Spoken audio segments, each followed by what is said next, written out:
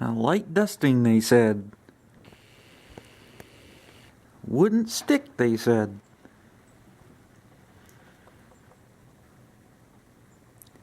Yeah, Mr. and Mrs. Weather People. About that.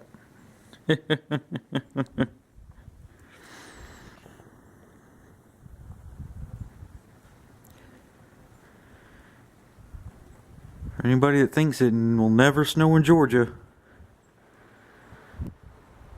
here's proof otherwise.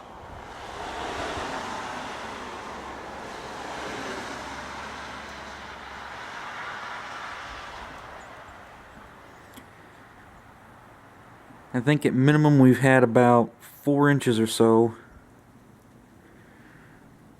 And with the rate it's coming down still, we're probably going to get upwards, I think, of 6 or 7 at some point before the storm's completely by us.